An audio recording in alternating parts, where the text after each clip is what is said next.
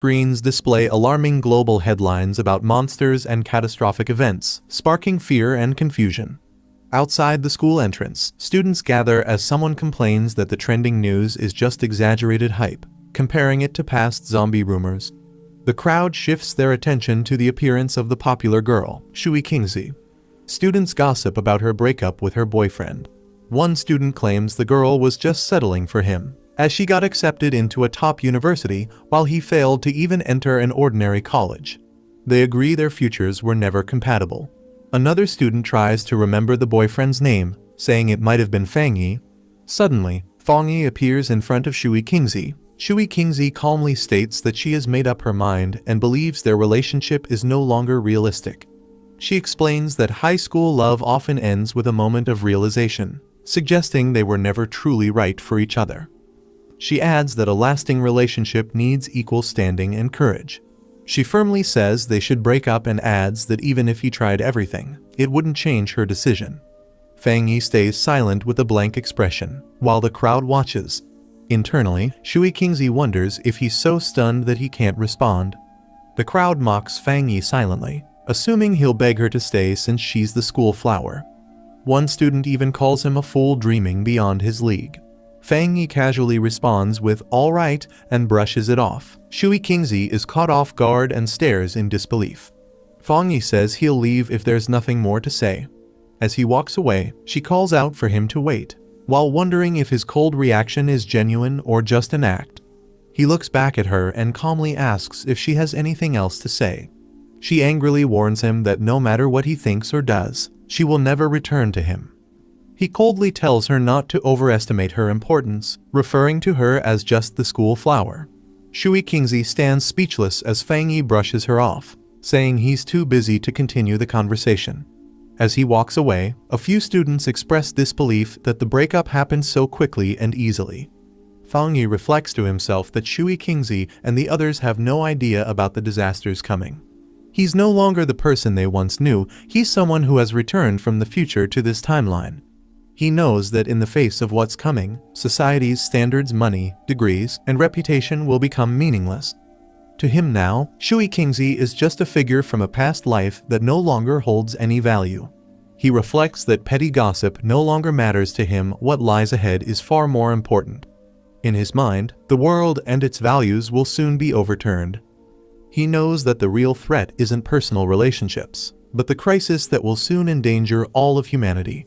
The story flashes back to the previous night. Strange visions and shattered images surround Fang Yi as he receives a mysterious cosmic message. A countdown is revealed: 361 days until the beginning of the spiritual energy revival, which will bring unprecedented and unpredictable changes to the world. The message declares that society's standards will be overturned, and a new era of spiritual practitioners will rise, where power will become the only measure of worth. Fang Yi, startled, reaches out as the vision unfolds. He, floating in a glowing cosmic space, faces a light and asks who it is. Suddenly, a surge of light and energy flashes toward him, catching him off guard. The screen revealing that a system from the end of the universe has activated. It uses a supreme algorithm to generate spiritual techniques based on the spiritual beings the user touches. The screen states that Fang Yi currently possesses 0 techniques as he reaches toward the interface, absorbing the gravity of this new power. Fang Yi silently reaches toward the glowing system panel, activating it with curiosity.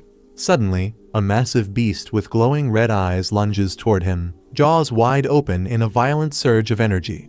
The creature appears to emerge from the system itself, surrounded by lightning and chaos as Fang Yi floats nearby in shock.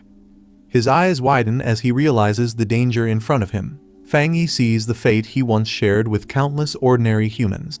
Beads of sweat roll down his face as he processes the memory. He questions if that was truly him in his past life. He recalls how, in that previous life, he was just a powerless person swept up by the disaster, fighting only to survive.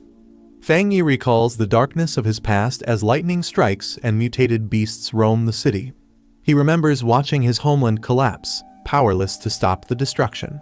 His past self died in despair, consumed by a burning desire for revenge at the moment of death. In that final moment, the fire in his eyes burned with hatred, reflecting the pain that still lingered within him. He believes the system chose him because of his strong desire for revenge, giving him the chance to return 1 year before the spiritual energy revival. He acknowledges that almost no one senses the coming danger, but he's now fully aware of what's approaching. He reaches toward the glowing core, determined. He resolves to use this year to turn every spiritual event into an advantage, as light bursts around him and the transformation begins. The system initiates a new assessment process, scanning Fang Yi as energy begins to surge within him. His eyes glow with golden light. The system declares that the user is now bound to it and a new path has opened. Everything in the world can now be used to forge spiritual techniques, making him a powerful practitioner meant to save humanity. Meanwhile, in the outside world, officials announce that humanity is facing an unprecedented crisis and must abandon past knowledge to adapt to the unknown challenges ahead. Fang Yi confirms that this moment marks the beginning.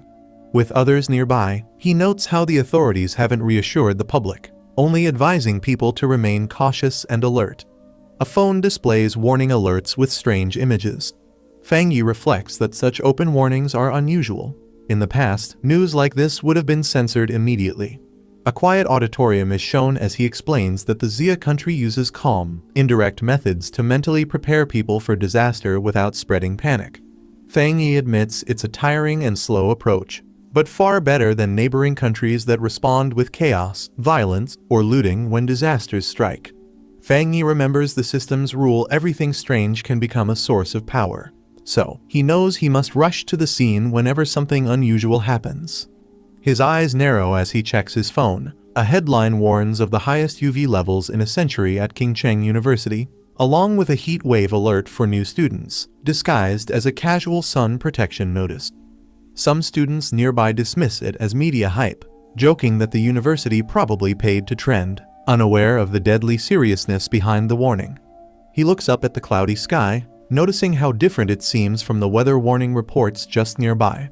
He checks his phone and sees the UV index at 0, questioning how Qingcheng University, only 15 minutes away, could be experiencing extreme UV levels. He reads a school announcement stating that registration will proceed as normal despite the intense heat, while online comments joke about the warning being fake or photoshopped. While the public dismisses it as a hoax, Fang Yi smiles subtly, knowing deep down that dangerous is beginning, and he's the only one who understands it. Fang Yi smiles confidently as he senses that his first real opportunity has finally come. The sun blazes unnaturally over Qingcheng University's north gate. He arrives calmly and realizing something is not right with the environment. As students flee from the unbearable heat, Fang Yi calmly observes the glowing particles floating around the campus gate and wonders what they are. He crouches down and reaches toward one of the flickering lights. As his finger touches the glowing orb, it pulses brightly with a surge of energy. A flash of light erupts, and Fang Yi is taken aback by the sudden reaction. The system detects a severe solar-type energy disturbance and immediately initiates the solar attribute data template. He screams in pain as the overwhelming energy surges through his body. A massive burst of radiant light explodes outward, illuminating the entire area with intense solar energy. Onlookers react in shock. Some question if they're hallucinating. Others jokingly call it a Super Saiyan moment, while one compares it to a heavenly being descending to Earth. Fang Yi screams in agony as the solar energy floods through his body. He wonders if the formation is complete, feeling like he's about to die under the strain. Suddenly, the system confirms the formation is complete, and he has obtained the golden sun breathing technique. His transformation is complete. His hair turns white, his eyes glow gold, and his body radiates with powerful solar lightning. At Qingcheng University, the new student welcome day begins under a bright. A crowd forms around the registration area as students line up. One student offers to help a Shui Kingzi carry her luggage. As she draws attention, multiple boys rush over, offering guidance and club flyers, hoping to impress her. Calm, she politely declines with a firm, "Thanks, but no need." A group of students chat excitedly, happy to be in the same city. Shui Kingzi stands beside them, visibly uninterested, thinking they're completely love-struck. Suddenly, a massive explosion of light appears in the distance, drawing everyone's attention and stunning Shui Kingzi. A warning blares through the loudspeakers, advising students to stay away from the north gate due to an incident. With a serious expression, she realizes strange things have been happening everywhere and decides she must investigate it herself. At Qingcheng University's North Gate, amidst the swirling smoke and flames, Fang Yi appears. A system panel activates, explaining that by staring into the scorching sun and breathing in the burning heat, Fang Yi can perform golden sun breathing to strengthen his body. Without prior learning, a new skill is unlocked, and writing points are gained as golden energy continues to surge around his hands. Fang Yi looks at the system panel, which confirms that a new skill has been unlocked and 59 writing points have been gained. He questions what writing points are. After a brief pause, he decides it doesn't matter, thinking it's obviously something useful, and he'll figure out how to use it later. The sun shines brightly overhead as Fang Yi looks up. Nearby students begin to react to the strange phenomenon. One comments that the sky suddenly went dark, while another says they felt a chill in the air. Someone else calls out that a crowd is forming at the North Gate, and Shui Qingzi is seen among them. A large group of people gathers at the campus entrance. The president of Qingcheng University arrives with security and questions why so many people are present despite a warning message being sent out. He orders everyone to check in immediately, warning that those who don't will lose points. The hooded officer commands the team to re-establish the perimeter and fully seal off the North Gate area. The president acknowledges the order with a nod. A system notification appears, confirming that the contaminated zone level at Qingcheng University's North Gate has been purified. Fang Yi reads another message explaining that a contaminated zone is a government-designated area in Xia country where spirit return energy appears. He's surprised to learn it's officially recognized and realizes he's not the only one affected. A broadcast alerts everyone that all unrelated individuals must evacuate the sealed North Gate area immediately, prompting Fang Yi to stay cautious. As military personnel take control, someone questions if they are from the army, while others in the crowd express confusion about the situation. Fang Yi realizes the disturbance has become too large and their presence has attracted too much attention. Without hesitation, he launches himself into the sky, deciding it's time to leave the area. The hooded officer steps through the smoke. He kneels and touches the surface, picking up a small crystal fragment. He brings it to his eyes and inspects it carefully. He examines the crystal and states that the event was no accident, suggesting someone may have already begun resonating with spirit energy. As security orders the crowd to clear out, the officer continues observing the area while other staff try to assist with dispersal. Shui Qingzi overhears the mention of spirit energy and questions whether this disaster was truly unnatural, wondering if such terrifying events could really be caused by humans. Watching Fang Yi from a distance, Shui Qingzi recalls the shadow earlier and wonders if it was actually him. She doubts her earlier suspicion, telling herself not to be naive. She thinks there's no way Fang Yi, with his mediocre performance, could have entered Qingcheng University. In Fang Yi's house as the sun sets, lying on his bed, Fang Yi struggles with intense heat radiating from his body and wonders why it won't fade. Despite taking cold showers and using air conditioning, nothing helps.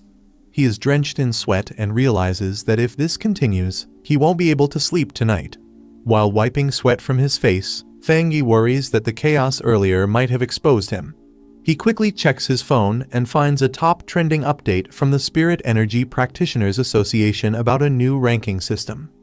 Recognizing the name, he recalls the group as an obscure online community that occasionally posted spiritual training content, once thought to be pure fantasy. A flash of the cloaked figure from earlier comes to mind, and Fang Yi begins to suspect that the people he encountered at Qingcheng University may have been part of that same association. Fang Yi taps open on the announcement to view more details from the Spirit Energy Practitioners Association, revealing various ranks of spiritual cultivation. He notes that while the content sounds fantastical, the watermark proves it's genuine and officially released by the Xia Country Agency. He reflects that in his past life, he never encountered such information because he was just an ordinary person focused entirely on survival during the disasters. Realizing this might be an official signal for early awakeners, he sits on his bed and decides to resume practicing golden sun breathing as instructed. He closes his eyes and begins breathing steadily. As the heat builds within his body, he starts to sweat but stays concentrated. Flames of golden energy swirl around him as he levitates in his room. A narration explains step 1 of the process, strengthening the body into a vessel capable of absorbing the energy of heaven and earth.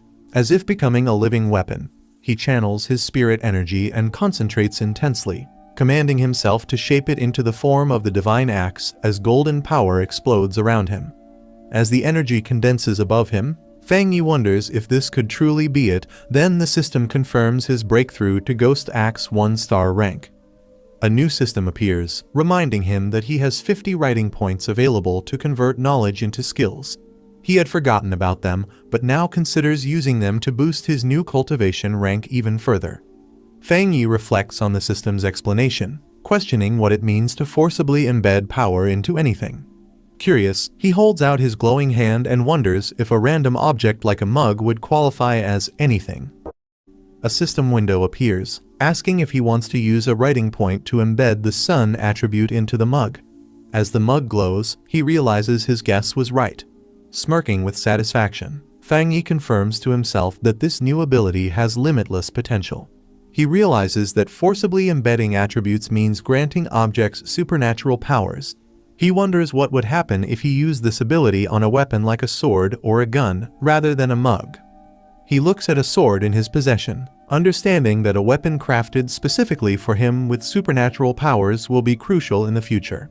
Fang Yi stares at the sword in its case, planning to experiment with the system and test its effects before committing to forging a true weapon. Determined, he resolves to fully prepare for the coming threat of mutated beasts. Under the moonlit night, a large mutated beast approaches the building from the forest. The mutated beast crouches in the darkness, watching intently. Inside the room, the sound of coughing echoes repeatedly and moonlight spills through the window onto the bed. Fang Yi lies in bed, sweating and coughing as he shifts slightly and murmurs. Suddenly, he slowly opens his eyes. He sits at the edge of his bed with his feet touching the floor. He walks into the living room and stops, noticing something while moonlight floods the space. He focuses on a sound, thinking that ever since he entered Ghost Axe, his sense of hearing has become sharper than normal, making it easy to hear noises from nearby houses. Still lying on the couch, he continues hearing repeated coughing sounds and realizes something isn't right. Fang Yi peeks out his apartment door and hears coughing echoing from the corridor. He spots a beast with glowing red eyes and black feathers in the hallway and identifies the sound source it's there. Recognizing it, he realizes the creature is a mutated rabbit beast affected by the mutation. He recalls that even with distant memories from his previous life, seeing this beast again still sends chills through him. Meanwhile, a helicopter with a spotlight approaches the city. A girl with long hair stands on a rooftop under the moonlight, stating that the rabbit who consumed the dark spirit fruit is still on the loose and that its speed is shockingly fast. She instructs to stay updated on any new developments while continuing to eat the lollipop. She leaps across rooftops, swiftly moving through the city. While midair, she suddenly senses something and turns her attention toward it. With force, she kicks off the building and accelerates toward the source. The girl reports that she has detected the beast's dark energy again, and that it fled 20 kilometers away to a residential area. She urges for immediate pursuit to protect the residents. She pushes off a building wall with force. While flipping through the sky, she warns others to be cautious. The beast has consumed a spirit fruit, and although its transformation isn't complete, it may still grow stronger. A man on the street looks up in surprise as a blur of light streaks across the night sky. Inside the Central Channel manga department, a man wonders if he's hallucinating from working too much. Another colleague scolds him, asking if he's done with the manga. He points out that they're on the 65th floor, shocked by what he's seeing outside, a figure leaping in front of the full moon. Meanwhile, the mutated beast charges toward Fang Yi, letting out a roar. Fang Yi's eye lights up with intense golden energy in response. He notes that ever since his breakthrough, his body has improved. He can clearly see the beast's slow movements, and his muscles react fast enough to dodge its attacks. Power gathers in his hand as golden energy crackles around it. He wonders if these terrifying mutated beasts are already appearing this early, as he charges forward with his energy ready to strike. He recalls from his past life that the beast hasn't fully transformed yet, but its current stage boosts its power and madness due to the dark energy. He prepares to strike, determined to stop it before the residents fall victim to its rampage. He grabs the beast firmly, unleashing his power through his glowing hand. A loud crack echoes as he slams the beast down with full force. He pins the beast down and stays focused as golden energy surrounds him. He realizes the beast's weak point is its tail and prepares to strike. He launches himself upward, shattering the ground as the beast is thrown into the air. His eyes glow fiercely as he channels energy into his glowing fist. A powerful golden beam shoots upward, blasting the beast mid-air. The beast screams in pain as it's struck directly by the concentrated energy attack. The mutated beast attempts to absorb a powerful glowing energy ball as it faces Fang Yi. Fang Yi strikes the beast directly with the yang element energy, questioning if it dares absorb it. The intense solar energy floods the beast's body as it begins to lose control. Fang Yi declares that the sun's power is too majestic and that the beast is bringing about its own destruction. A massive explosion erupts from the energy clash. The man in bed reacts to the explosion, wondering if it was thunder. He looks out the window, puzzled, trying to see what caused the noise. Fang Yi lands outside the building surrounded by glowing energy fragments, observing that there's nothing left. He reflects that the creature had acted desperately, as if it was starving and trying to consume all the energy from his body. As golden energy fades from his feet, a red eye rolls near Fang Yi. He stomps the ground firmly, cracking it beneath him. Fang Yi thinks to himself that although the beast used the darkness element, its attacks were wild and reckless. The yang element inside him suppressed its energy, revealing just how desperately hungry it truly was. Fang Yi reflects that if he hadn't awakened, he would have been devoured like the others by the mutated beasts whose hunger had already begun to manifest. He knows that to survive future threats, he must gather more spirit energy techniques. Meanwhile, under the full moon, the girl descends from the sky. She lands forcefully in the forest. She steps forward and questions if the target is truly dead. Kneeling down, she confirms the corpse has been torn apart and decides to begin collecting the remaining dark element energy. As she reaches toward the ground, she suddenly reacts to something unexpected. The girl winces in shock from the heat, pulling her hand back and wondering how intense the temperature is. She realizes the heat is due to a high-level yang energy, one with a pure concentration, similar to what's detected at Qingcheng University, and suspects it's no coincidence. Raising her hand to her earpiece, she contacts HQ, confirming the rabbit is dead and explains she wasn't the one who killed it. A new pioneer did, someone possessing a high-grade elemental affinity. Someone at HQ asks if the person who purified the polluted zone at Qingcheng University's northern gate and killed the mutated rabbit is the same individual. Another confirms the person isn't listed in the HQ archives and remarks on the unusual talent of a pioneer with such pure elemental power. They insist the association must reach out to him immediately. The girl agrees, activating flames and energy in her hands as she prepares to store the sample. She seals the yang element energy carefully inside her cloak. HQ instructs her to postpone all other missions and focus entirely on tracking the new pioneer and gathering any information about him. They hope to persuade him to join the Spirit Energy Association. The girl calmly unwraps her lollipop. She acknowledges the command with a quiet "understood" as she places the lollipop in her mouth. Still chewing, she casually says that before anything else she just wants a cup of milk tea. Fang Yi wonders who this mysterious person is, recognizing that such overwhelming power must belong to a true expert. He silently vows to meet him no matter what it takes. Fang Yi stretches his arms wide in front of a large window as sunlight pours in. He states that the whole day's plan starts in the morning and acknowledges the dazzling sunlight. He removes his shirt, revealing a muscular physique, and mentions that waking up early helps with his cultivation. As he stands in the sunlight, glowing energy begins swirling around him while he activates the golden sun breathing technique, directing himself to feel the morning sun and operate the technique.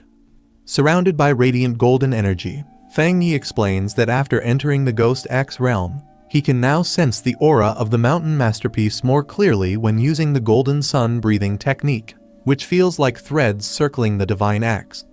A sudden explosion of light erupts as he realizes the breakthrough happened faster than expected, surprising him. Fang Yi clenches his glowing fist with determination, channeling the power through his arm as energy surges outward. Lifting the golden axe, he notes it feels much lighter than before. As he swings it, He reflects that cultivation is like chopping wood, what truly matters is persistence. He swings the golden axe downward with force as radiant energy shoots up through his body. He channels the power while standing firm, stating that his axe technique is becoming more refined and destructive. With golden eyes glowing, he senses his body becoming stronger, remarking that his physical toughness has increased. He reflects that although his progress seems fast, it's due to unused residual energy from his previous breakthrough to 1 star. Surrounded by golden flames, Fangyi decides that from now on, he must level up gradually, 1 step at a time. As he glances at a package labeled authentic goods, he notes that the anomalies caused by his cultivation are too flashy and thinks he needs to find a quieter place. At the association office, an older man hears something and reacts with curiosity. Holding a phone, the man detects a solar energy fluctuation and immediately suspects Fangyi as the source again. In a quiet mountain forest by a stream, Fangyi sits cross-legged and activates a screen interface in front of him. When prompted to use code points to implant a yang attribute into an item, he confirms with a yes as golden energy wraps around him. He recalls a past attempt where he used a figurine as a weapon. The coding worked, but it couldn't handle the yang attribute's power. Now wielding a new blade, Fangyi senses that not all props can be turned into weapons. But this one is different. He feels the blade and his body share the same origin and resonate together strongly. The screen confirms that the coding was successful. Surrounded by golden energy, Fangyi praises the weapon and prepares to test its power with a strong swing.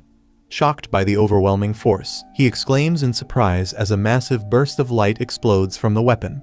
Holding the glowing blade with a confident stance, Fangyi unleashes a fiery arc of energy in a wide slash. Fangyi unleashes a massive slash that nearly causes a wildfire, relieved that the situation didn't get worse. Seeing the smoke and destruction, he realizes it was too loud and he's probably already been noticed. He prepares to leave quickly. Meanwhile, the girl rushes toward the scene, frustrated and yelling repeatedly in anger. She complains that she only went to redeem a coupon and buy milk tea, but missed something important, blaming her bad luck on retrograde Mercury. The girl looks surprised and shouts in shock upon realizing something about a hot spring. As she rushes through swirling smoke, she questions what the Buddha statue just did and wonders how to handle the aftermath and where to report it. With teary eyes, she worries about getting scolded by the cleanup department again and complains that ever since they appeared, nothing good has happened.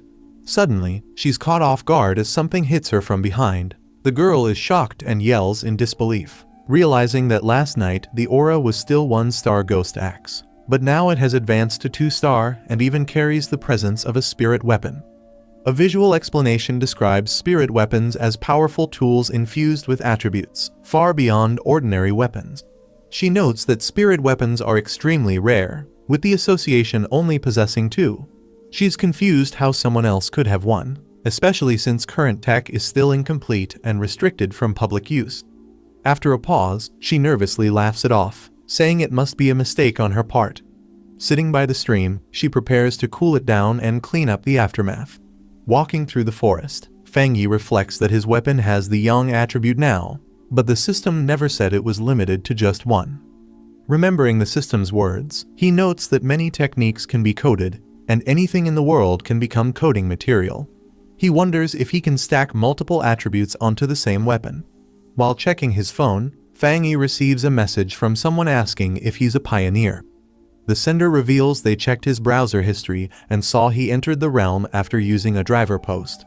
Fangyi realizes he forgot to set his privacy settings. The conversation continues with the user saying their group has 3 members trying to connect with other pioneers. Fangyi responds that he's a newbie too. They ask about his cultivation progress, mention how tough the body tempering divine axe is, and share a rumor about a national team player reaching that realm. Fangyi replies that it sounds impressive. Fangyi is surprised to learn that even official military recruits are still only at the Ghost Axe realm. He receives a message from IDUG-72 about a newly formed pollution zone and a suggestion to team up, offering safety and shared loot. Fangyi is intrigued and questions the new zone. He asks for the location, and IDUG-72 sends a compressed data file titled Dark River Molten Dragon. Fangyi begins extracting the file. The file explains that the pollution zone originated from a dark river altered by tectonic shifts, now turned into molten layer due to world mutation. Fang Yi notes its yang type attribute matches his and considers it a promising opportunity. Fang Yi sends a message confirming his participation in the team-up. In the Anhua district, someone asks Old Lai when his friend will arrive. A group stands before a massive sealed entrance, with one member thanking Xiaoya for the detailed map and intel that helped him find the location easily. Another member expresses gratitude for the group's support and reminds everyone that once they're inside, they'll need to watch out for each other. Zhang Xiaoya, a staff member from the Ministry of Culture's Spiritual Energy Cultivation Association, laments that there don't seem to be any standout pioneers to recommend this time. A narration explains that most pioneers don't realize the association is a government agency, and becoming a formal member is extremely difficult, often requiring heavy connections and multiple tests. Zhang Xiaoya sighs, dreading overtime if the group doesn't discover anything. Just then, someone excitedly recognizes Fang Yi approaching. Fang Yi steps forward confidently and introduces himself to the group, saying it's nice to meet them all. She observes Fang Yi and guesses he's at Ghost Axe Realm 2-star. She finds his strong aura unusual, it's warm and not oppressive. The group stands ready at the cave entrance. Someone announces that since everyone's gathered, it's time to move out. Another responds with an okay. Inside the cave, Fang Yi takes the lead and tells Zhang Xiaoya to handle the light. She agrees, and the group begins their cautious descent. As they explore, one member warns Fang Yi to be careful of loose rocks. Another comments the heat isn't as intense as expected. They guess it's because they haven't reached the core of the pollution zone yet, and Fang Yi reminds everyone to prioritize safety and speak up if tired. Fang Yi reflects that although he arrived last, the group has already welcomed him warmly. He senses their friendliness is genuine, whether out of kindness or survival instinct. The team reaches a cavern filled with glowing molten lava. One of them exclaims in awe, realizing it really is lava. Fang Yi suddenly steps forward toward the lava without hesitation, alarming the group. Zhang Xiaoya warns him not to act recklessly with danger ahead. Ignoring their shouts, Fang Yi plunges a weapon into the lava. The others panic, yelling at him for being reckless and shouting to pull him back immediately. Flames erupt violently from the lava pit as Fang Yi makes contact, shocking the rest of the team. The system detects a world anomaly called Inner Flame and begins analyzing it while activating ultimate computing power to code the phenomenon. The analysis reveals that the Inner Flame has an extremely high internal temperature and explosive traits, making it incredibly destructive. The system then describes the Crimson Flame Blade technique when the blade is drawn. Each strike is surrounded by blazing flames and lightning, unleashing its full might. Fang Yi prepares his hand to activate the technique, surrounded by swirling fire energy. He declares that it perfectly complements his Tang blade and chooses to spend a serial point to embed the Inner Flame attribute into the weapon. The team watches in awe from a distance as Fang Yi rises safely from the lava. They notice his weapon is absorbing the layer's energy and confirm he's unharmed. As flames swirl around his newly enhanced blade, Fang Yi stands confidently. One of the team members praises his discovery, deciding to absorb energy during training too. Fang Yi notes that the spiritual energy has stabilized, and it's time to cultivate. Another teammate raises his arms, excitedly saying he can now absorb energy smoothly. A second person shares the same experience, saying with a bit more training, they'll officially enter the cultivation path. Zhang Xiaoya smiles and assures them not to worry about safety. She's only there to gather intel and will keep watch while they focus on their training. Everyone expresses gratitude to her. Suddenly, Zhang Xiaoya turns toward the cave entrance and notices new figures approaching. She warns the group that more pioneers are coming. A group of aggressive newcomers arrives. The red-haired leader mocks the others, calling them small fries, and declares the area his. Zhang Xiaoya looks back at her cultivating teammates and realizes all three enemies are at 1-star Ghost Axe Realm, concluding they can't risk provoking them. She politely responds that they found the location first and her friends have already started absorbing energy. She offers to share the space if they're willing to cultivate peacefully. The man mocking her strength and yelling at her to get lost. He threatens violence if they don't leave immediately. Zhang Xiaoya silently reflects that in this era of spiritual energy revival, The rule is survival of the fittest and the weak are left behind. Despite that, she reminds herself that as a member of the Xia Countries Association, she can't let this continue and must intervene. Just then, Fang Yi steps forward with a confident "heh," surprising her. Standing tall, Fang Yi confronts the red-haired man, accusing him of only knowing how to bully a girl. The man reacts with shock, shouting, "What?" Fang Yi unsheathes his flaming blade and strikes, sending out a powerful shockwave that pushes back the enemies, stunning everyone around. The man shouts for his group to fall back as Fang Yi's flaming attack blasts them into the air, overwhelming their defense. One of Fang Yi's teammates is startled by the sudden energy shockwave and asks what just happened. Fang Yi reflects that the tragedies in this world began because cultivators started worshipping the idea of the strong preying on the weak. But he concludes that such people aren't swayed by words or moral teachings, only power can stop them. Fang Yi unleashes another fiery slash, telling the enemy to get lost as the attack erupts with explosive force. The leader is stunned by the second explosion, panicking and questioning what kind of monster he's facing. Overwhelmed, the enemy group turns and flees in terror as Fang Yi calmly holds his sword.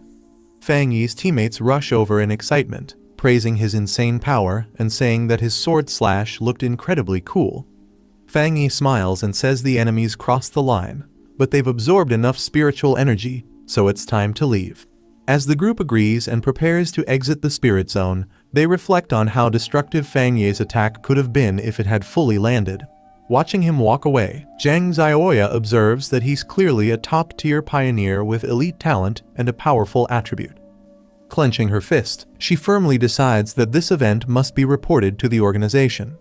At the Spiritual Energy Cultivation Association office, a woman reacts to a report and asks if another high-tier attribute pioneer has appeared. Zhang Zioya, on the other end, is shocked to hear the word "another."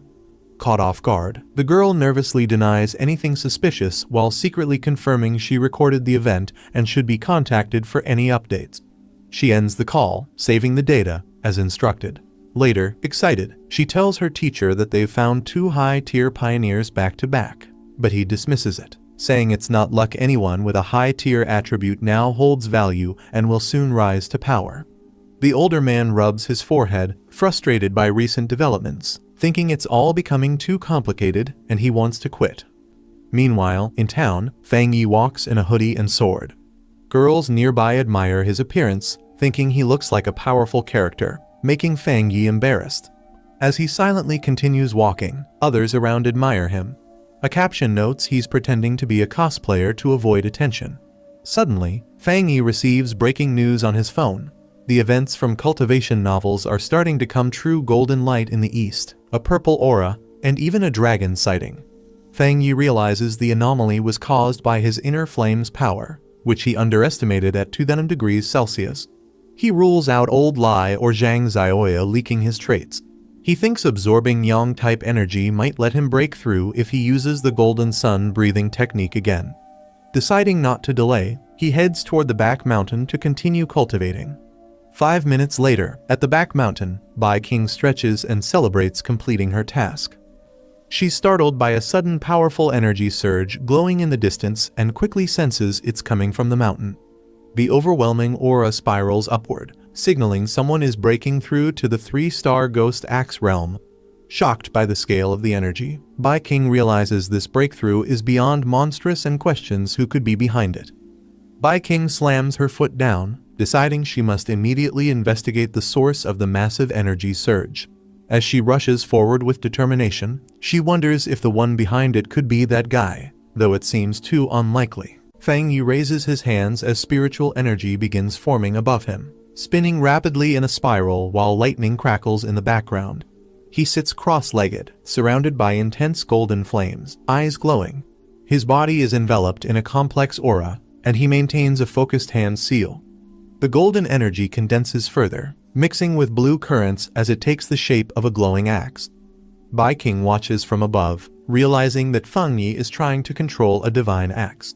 She notes the difficulty of manipulating spiritual power so precisely and wonders if he secretly trained for several years without anyone knowing.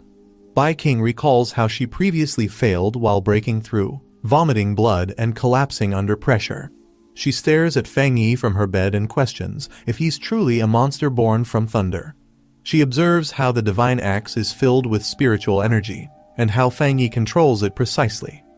She notes that every movement of the aura looks like it could strike with immense force, and recognizes that someone like him isn't just a genius, he's a being summoned by the heavens. Meanwhile, how most cultivators would rush to finish after forming a core, but Fang Yi maintains sharp focus and sword-like intent. He compares Fang Yi's calm to that of a high-ranking cultivator. Bai King chases the divine axe's aura as it begins to move again. She yells that the divine axe has shifted toward the east. Fang Yi's eyes glow intensely with golden light. He rises into the air, fully wrapped in golden lightning as energy erupts around him. He successfully breaks through to the second star of the Ghost Axe realm. Bai King braces herself amid the crashing energy blasts, breathing heavily while standing within the storm of golden lightning. She is flung back by a massive energy surge as Fang Yi's divine axe unleashes a shockwave, engulfing the area in golden force. Catching her breath, Bai King wonders why she still can't get close even though only 30 seconds have passed. She realizes he may have already detected her presence and worries he might act against her next. Her eyes narrow with sudden realization.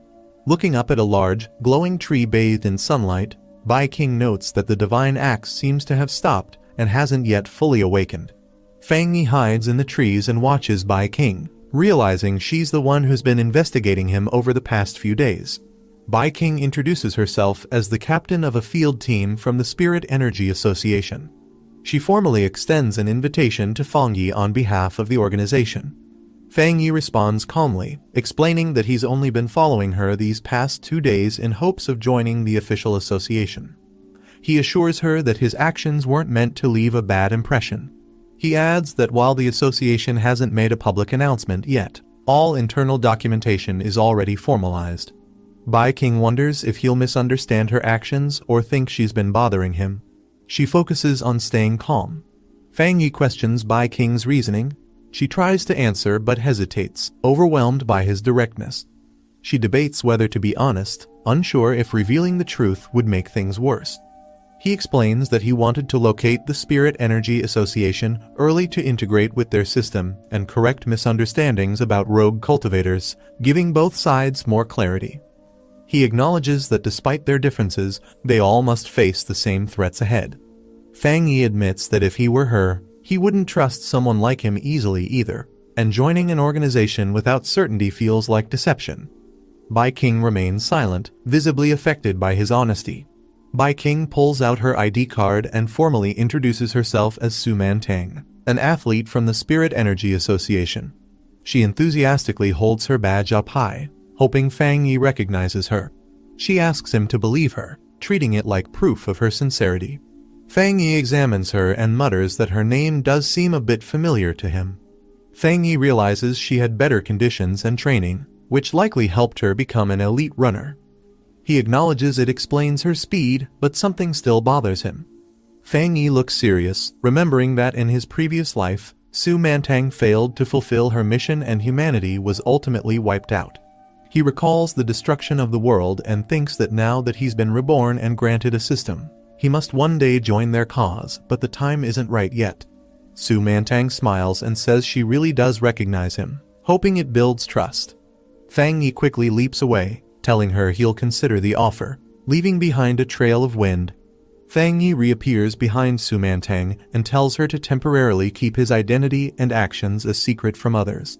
Based on her conduct, he concludes that the Spirit Energy Association likely trusts her more than other scouts. He internally decides to make use of her abilities, believing she can serve his goals well. Su Mantang agrees to cooperate but says the association has already noticed the disturbance from his breakthrough and she must still report it eventually, perhaps in half a year. Fang Yi accepts the condition and calmly agrees. Su Mantang leaps through the forest, frustrated that Fang Yi slipped away again.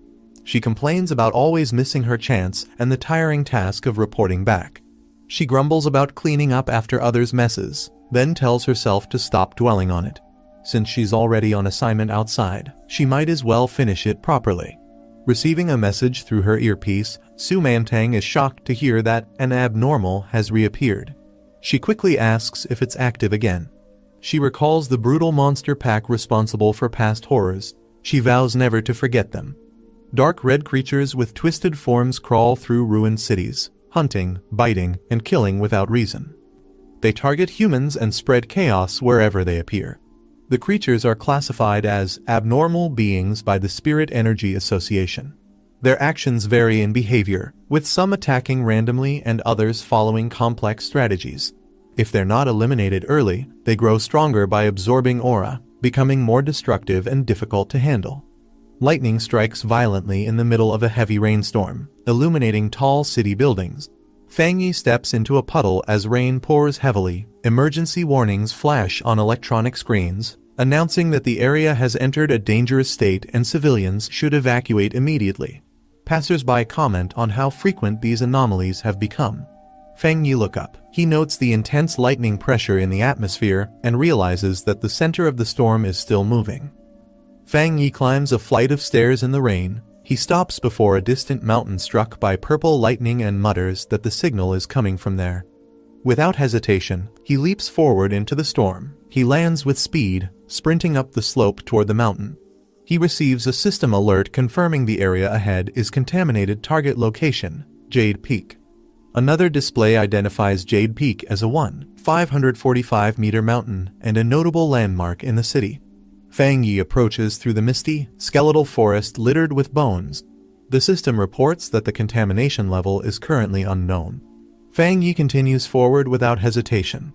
Suddenly, Fang Yi's eyes sharpen as he senses something unusual nearby. A massive bolt of bright blue lightning strikes down in front of him. The meeting begins with a report showing a mountain struck by lightning. They explain that the spiritual energy levels are rising, and the danger level of Yuhuang Peak is increasing rapidly. A man in a suit says, "This is a serious situation." The original cleanup team was reassigned, so the emergency meeting was called. He then asks King Yin to continue the briefing. Bai King, in front of the council, explains that currently the peak is inaccessible due to explosive lightning-type spiritual energy. They had only rated it as an A-level pollution zone so far. Bai King adds that in 1 hour, it will reach a level that demands a new emergency classification. However, based on past data, no one in their district, including herself, has the ability to approach it safely. The officials review death rate estimates and conclude that even Ghost Axe Tier 3 elites have a 100% fatality rate if deployed into the contaminated zone. Another officer proposes immediate lockdown around Yuhuang Peak's base with 24-hour patrols to stop anyone from entering.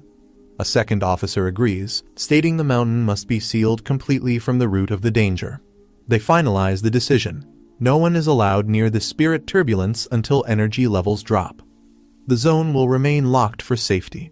Suddenly, lightning crashes into the mountain. Amid the rain and flashing light, Fang Yi appears in a hooded cloak, muttering to himself that he will reclaim his memory. Fang Yi stands amid the storm, but realizes it's not enough. To absorb the powerful spiritual energy, he must move deeper into the mountain's core. He reflects on the deadly nature of this energy and its origins. Even ordinary monsters are now strengthened, and the danger level is rising with distortions in space and time. Although he now controls Golden Sun breathing technique and Flame Blade, Fang Yi knows he still lacks the strength to fully wield these powers. Future enemies will be far more terrifying, and even cultivators might struggle against them. He prepares his weapons carefully, combining fire and blade traits to increase his attack power. However, he notes that overuse may also cause severe damage to his body. Only by pushing his limits can he survive what lies ahead. Fang Yi senses the immense lightning energy surrounding him and sees it as the perfect chance to further strengthen his body.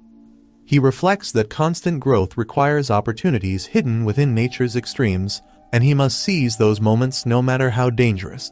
He understands that if he misses this chance, he can only wait for death under the heavens. As a bolt of lightning strikes down, his eyes glow intensely. Gripping his blade tightly, he braces himself for what's to come. As lightning strikes, Fang Yi braces for impact.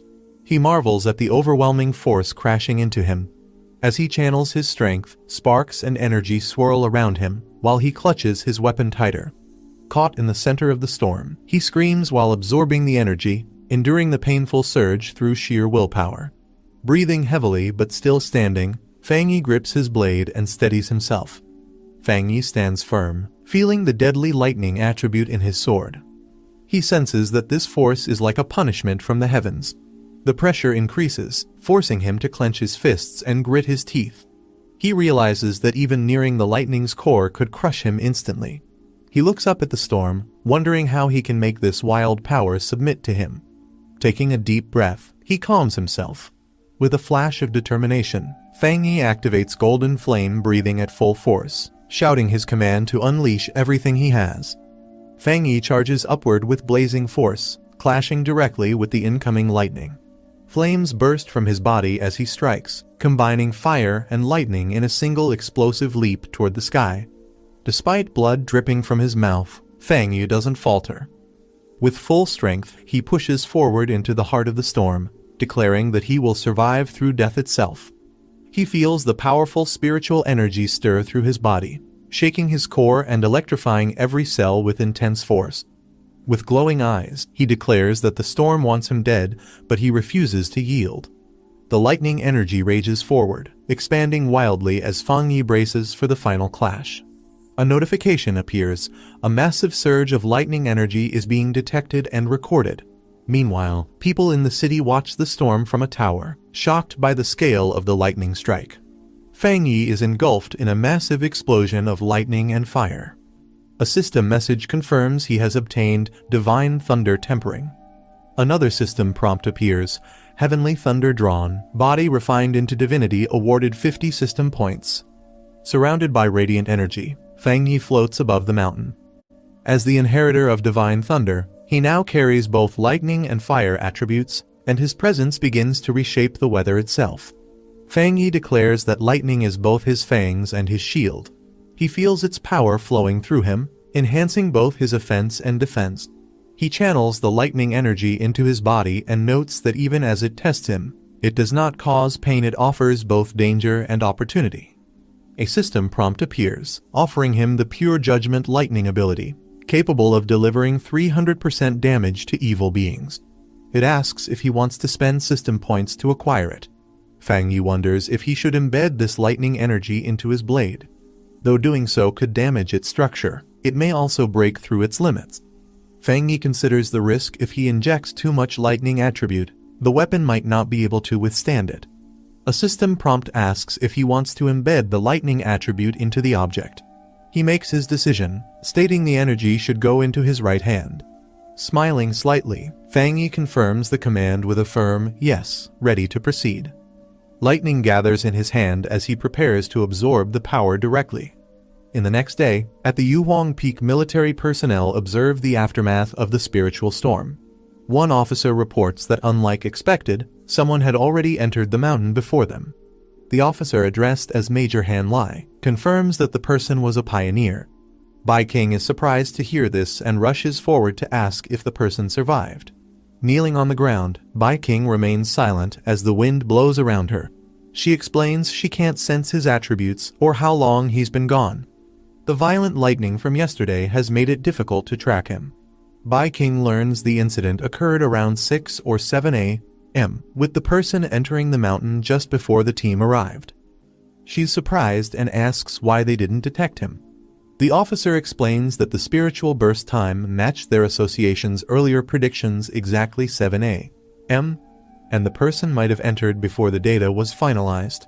Standing over the lightning-scorched peak, the officer says the pollution level was expected to reach this rank, but afterward, the spiritual density dropped drastically. He suspects the intruder may have lightning-based powers, which helped him absorb the energy. He concludes that the person not only survived, but possibly used this event as a rare opportunity. The outcome was too precise to be a coincidence, and the person acted faster than their entire team. Bai King and the officer agree that someone capable of such power is dangerous. They question where this person truly stands, friend or threat.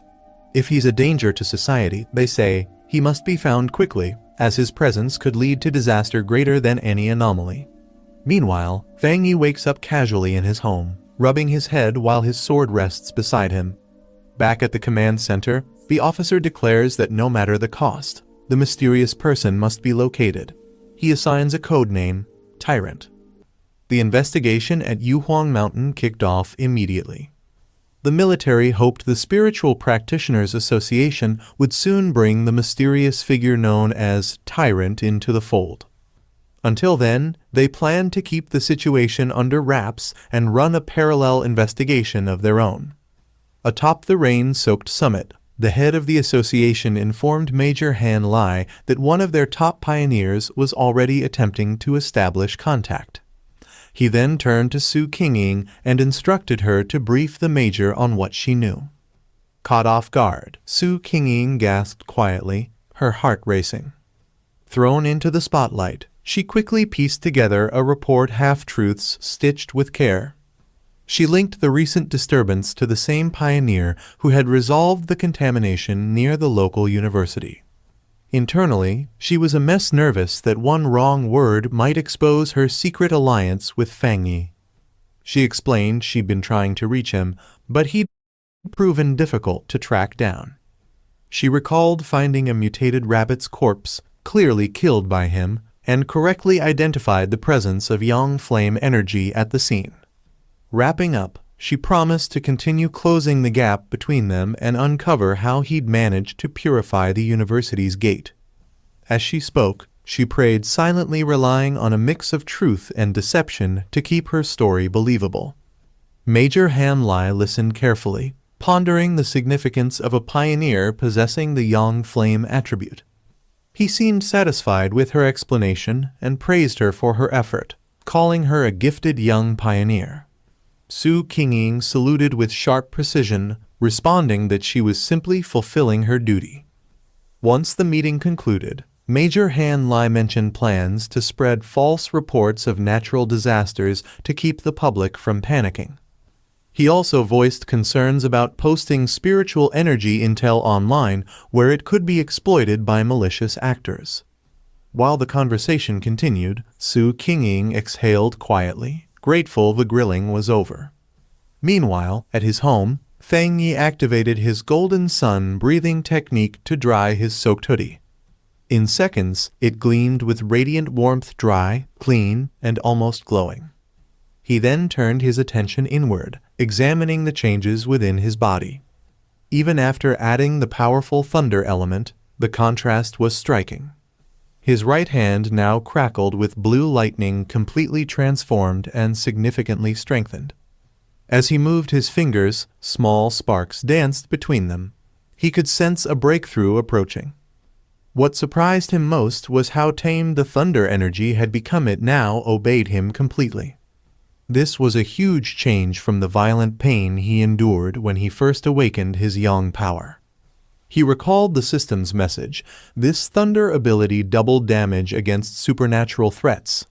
He was eager to test it in battle. A sudden ping from his phone snapped him out of his thoughts. He picked it up, wondering what fresh chaos had arrived.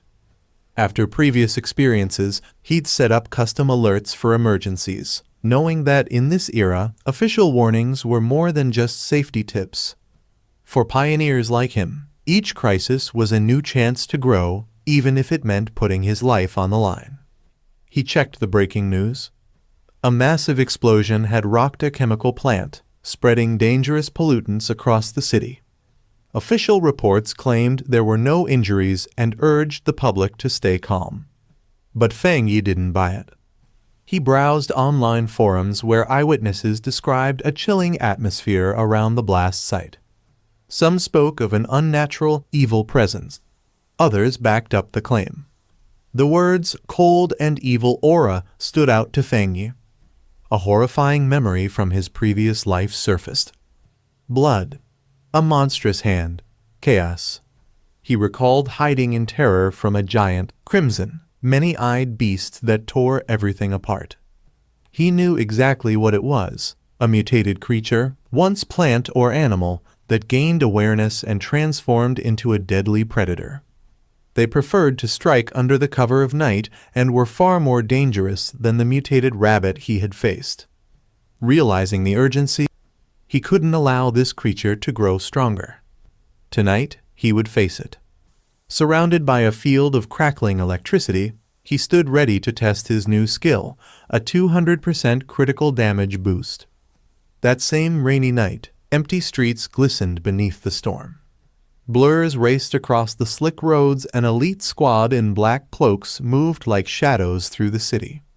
They were the destroyer squad tasked with hunting anomalies. One operative reported that they had been tracking a target named Candle Knight, but had lost it.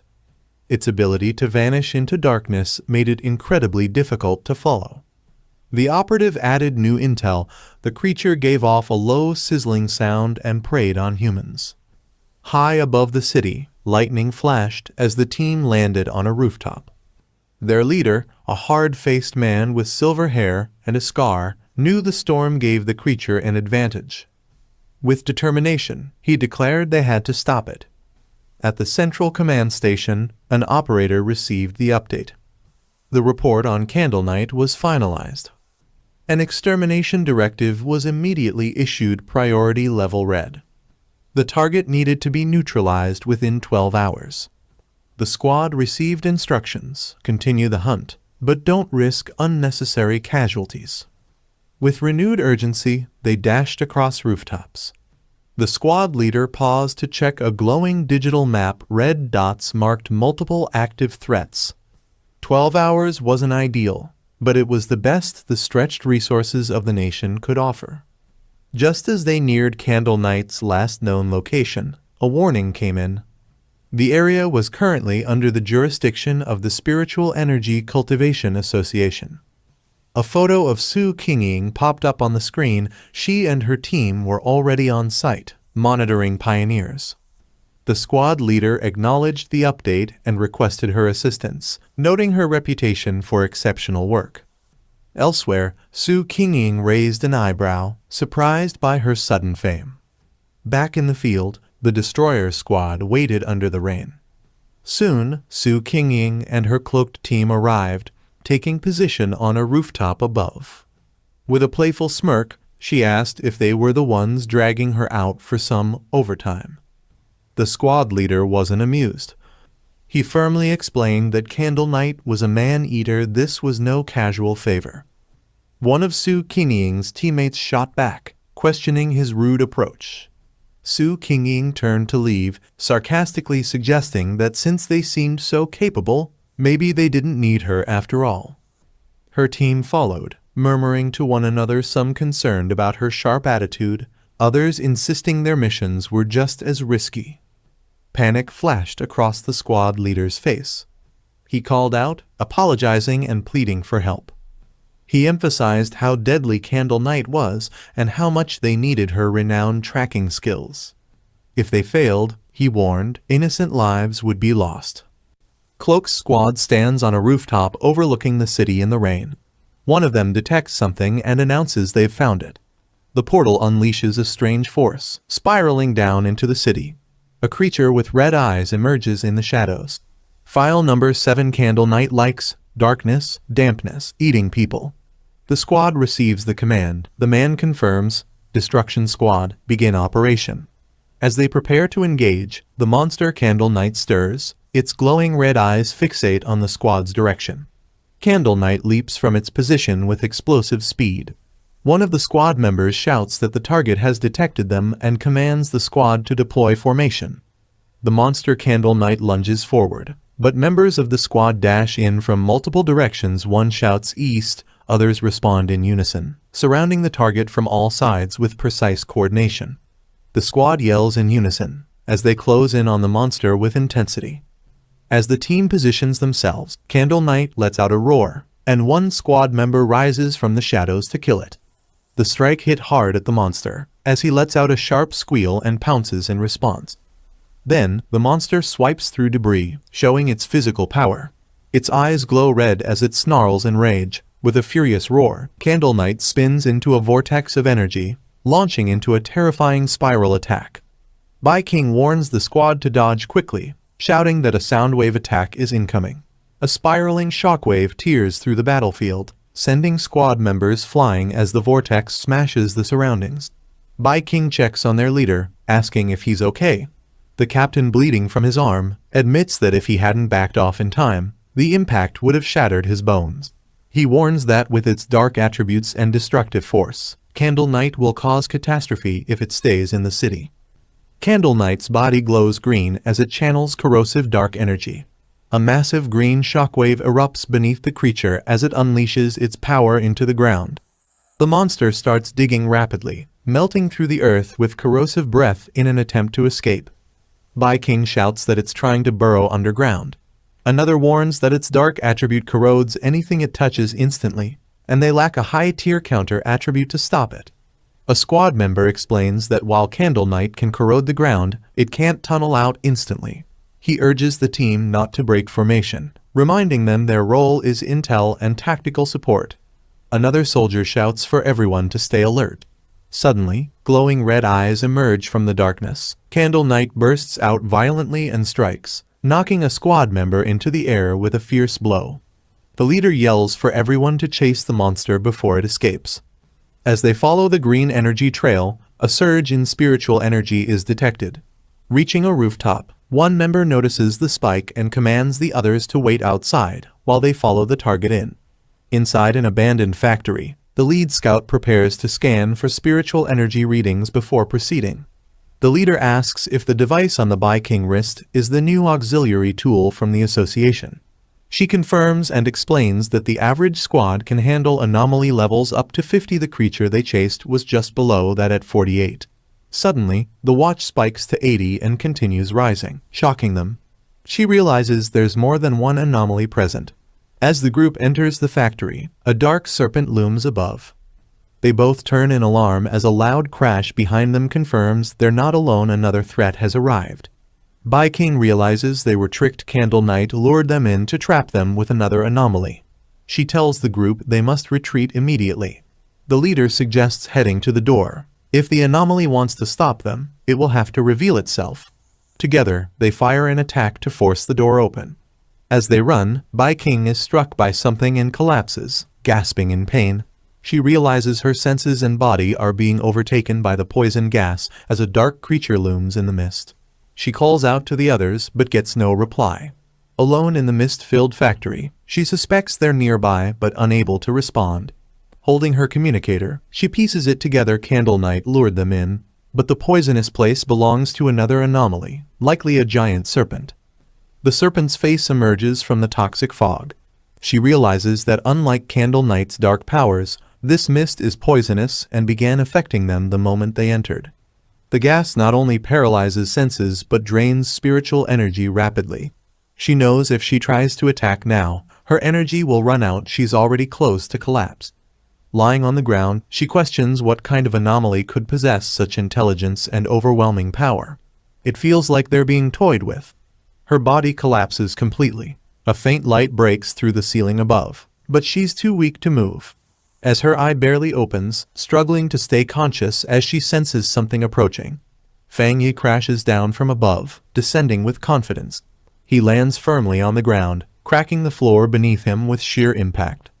Standing tall, he faces the looming serpent and confirms it's a dark attribute anomaly, unfazed and fully in control. The black serpent lunges with jaws wide open, aiming to devour the intruder. He dodges swiftly, but a second creature, Candle Knight, crashes into him from above. He's forced back, growling in frustration as both enemies close in. Realizing the truth mid-battle, he confirms there are two anomalies working together. He smirks, realizing one anomaly lures while the other harvests. He mocks Candle Knight, biting him, saying it must enjoy it too much. Power surges through him as he activates thunder energy. He slashes through the serpent, burning its body with a blazing attack enhanced by thunder. With lightning crackling, he turns to the next enemy and challenges it to handle fire next. The serpent becomes extremely angry after seeing RMC's interface, and the moment it spots RMC, it starts attacking him. However, seeing the serpent charging in for an attack, RMC dodges and quickly draws out his sword, getting ready to attack the serpent. As soon as the serpent pulls its head out from the wall and looks upward, it realizes that the person in front of it is charging in with a sword to strike. At this moment, RMC had already gotten very close to it, and upon reaching right near it, he strikes the sword directly at the center of the serpent's head. The MC's attack lands directly on the serpent's skull, and it slices the python right down the middle. Just after landing the attack, our MC steps back slightly and looks in shock as the serpent, even after being split in half, starts regenerating again. Our MC, Fang Yi, already knew something like this would happen. He had expected it that the serpent would surely have a regeneration ability. While the serpent is trying to recover, at that very moment, a powerful bolt of electricity strikes its head. The moment the lightning hits its head, it begins screaming in agony. Seeing this, our MC smiles. This attack was launched by him. Watching the python die in front of him, our MC smiles and thinks, "Good thing I sensed it in advance. This serpent's dark aura is even denser than Candle Knight's." Then he raises his sword once again and attacks the python. Just now, while wielding the Tang sword and unleashing the power of internal flame, I controlled the force and retracted it. Using the sword as a carrier, I condensed and channeled the thunderbolt power in my hand into the snake's body. The moment the MC's fire-type attack is unleashed through the blade and strikes the python starts burning. Seeing this, our MC thinks, as a dark-type anomaly, Candle Knight may be eerie and sneaky, but its power is relatively weak. It's bloodthirsty, but at most it could only harm 1 or 2 humans, not truly evolved. But this serpent. Just then, at that very moment, our MC groans in pain and notices that snake scales are attached to his shoulder, spreading poison through his body. Our MC starts recalling the fight with the python, thinking about how this happened. Then he remembers when the scales made contact with his body. Thinking back, he says, "Just as I thought, it's a cunning mutated species. Its intelligence has even improved. These sneak attacks are deadly. Its poison carries a built-in paralyzing effect. It kills silently, without a trace." At this moment, our MC is feeling intense pain, probably because of the continuous flow of the golden sun breathing technique within his body. The moment he feels this, he starts thinking again. The yang flame attribute can dissolve poison. The golden sun breathing technique protects and heals, and the thunder attribute purifies. These two give a clear pain response to poison intrusion, warning me of incoming enemy attacks. But for others less lucky, even with some defensive ability, it may be incurable. This serpent grew to this size so stealthily. Besides likely being at 3-star Ghost Axe realm, it surely relies on ambush predation. Not to mention, with Candle Knight as a partner, it's the perfect trap combo for elite pioneers. It's probably devoured quite a few people by now. Many pioneers who never met up with the association are likely. As he's thinking all this, in front of him, the serpent's body continues to burn. Our MC keeps staring at the serpent and continues thinking. Finally, no matter how sinister and venomous it was, its end is ash and dust. The inner flame energy was pure, but the thunder attribute's triple crit really stole the spotlight. I feel like my combat ability is pretty decent among pioneers now, right? And just after a short while, the serpent completely turns to ash. After burning it entirely, our MC moves his hand close to the burning fire, but suddenly stops and begins looking around. Sensing something, he looks into the smoke where Su Qingqing is coughing because of the smoke. She appears to be in extremely bad condition, looking almost semi-unconscious. Seeing her, our MC says, "This is that girl from the association. What was her name again?" Then walking closer to her, our MC says, "There's no need for you to keep pretending. I know you're faking your death.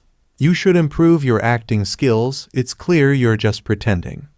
Seeing our MC up close, Su Qingqing starts covering her face and thinks to herself, "Oh my god, enemies always meet on narrow paths. It really was him earlier?" Then, trying to make an excuse, she says, "I woke up because of the smell. I wasn't pretending. I really did pass out." And after saying this, she stands up. Our MC, watching her, smiles and says, "You're strong. Your teammates all ran out of energy and passed out, but you still had enough left to shield yourself. If you had no will left, you wouldn't have been able to smell blood or burnt flesh." Hearing this, Su Qingying thanks him for the compliment. Though she was still hiding her face and thinking to herself, I did keep a sliver of spiritual energy to protect myself, and he noticed.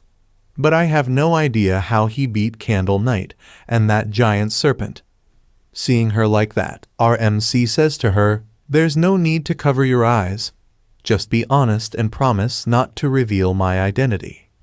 When our MC says this, Su Qingying thinks to herself, this time he seems more friendly, and he's actually talking like a friend. Then our MC, bidding her farewell, says, I'm getting late. You and your teammates are no longer in danger, so I'd like to leave first. And with that, he starts to leave. As soon as he begins to go, Su Qingying loudly calls out to stop him, but our MC jumps out through a broken hole in the roof and says, no need. Talking too much only messes things up. I'll leave everything here to you. And with that, our MC exits the building. Walking away, he thinks to himself, good thing she didn't see me trying to absorb the dark attribute just now. That discomfort and eerie coldness, really disgusting. Maybe it's because the dark spiritual energy had already been dispelled, and my body instinctively rejected it that I failed. The system didn't respond either. Forget it. I'll review it later at home. Meanwhile, back inside the building, Su Qingying slaps her teammates awake and says, all of you get up quickly. It's all over now. Just then, the senior member of the team wakes up and immediately shouts, we were ambushed. Then he sees the serpent's body burning right in front of him, and the rest of the teammates, now regaining consciousness, also begin to watch the serpent's dead body burning in flames. Seeing the serpent's corpse burning in the flames, the senior member of the team looked on in shock and asked, what's going on? Where did that overwhelming yang attribute come from? In response, Su Qingying stepped forward and calmly replied, as you can see right in front of you, some pioneers came to help us. She paused for a moment before continuing, it should be the target of my mission. My original task was to track an extremely high-level attribute pioneer, this yang attribute. Hearing this, some of the others nearby turned to her in surprise and asked, so, do you know who he is? Su Qingying shook her head slightly and answered, I haven't succeeded yet. His identity is still a mystery.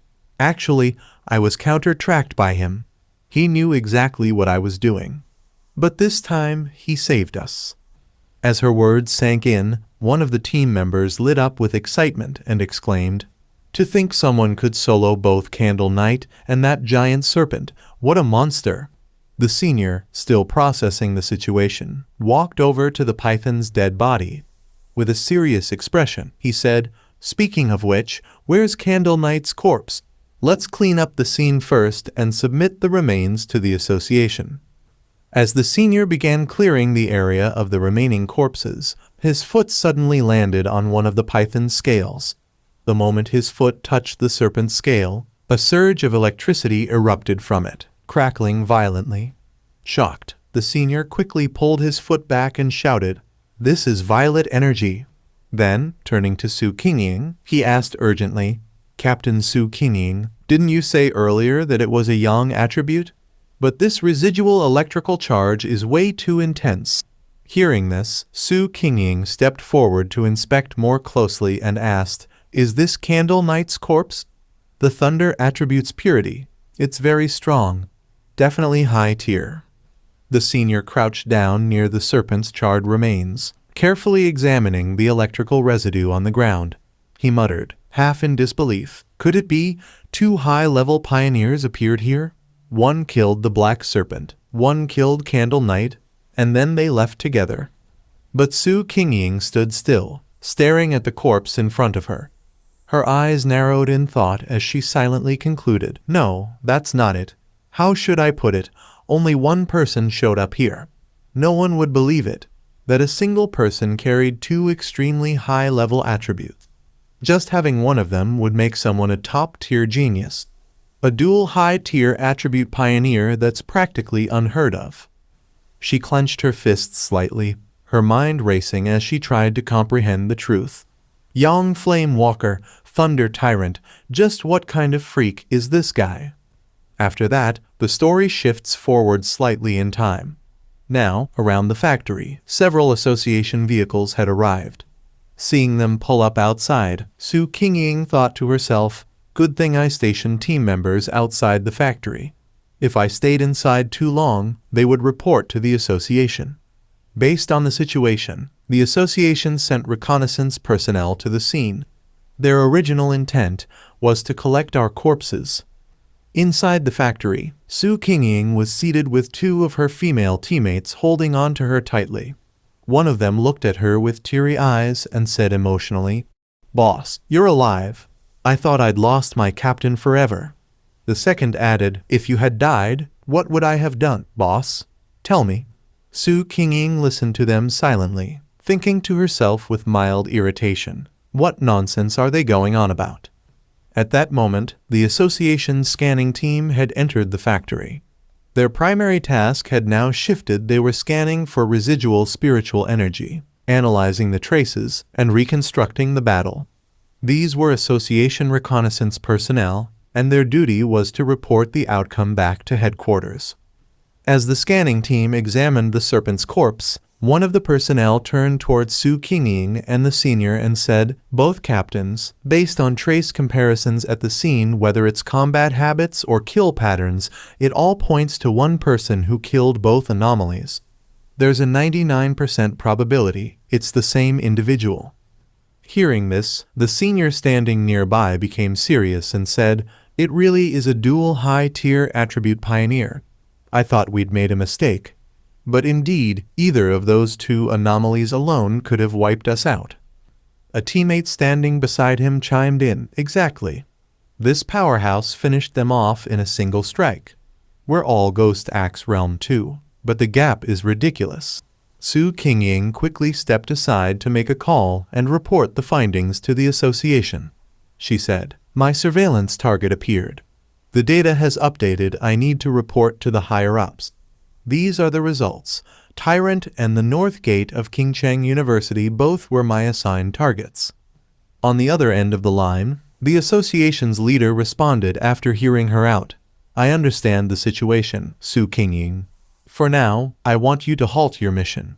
He saved you, eliminated the anomalies, and secured this entire area. That means he doesn't resent the association, and he's not our enemy. Anyway, Old Han and I don't quite see eye to eye on this. For your safety, and to leave a good impression on that tyrant, avoid contacting him for now." Su Qingying responded firmly, "Understood. But I still have one theory, something that happened before, when Tyrant was about to advance at the back mountain." The chief asked, "What do you mean?" She explained, "I once sensed an incredibly strong aura in the area where he was active.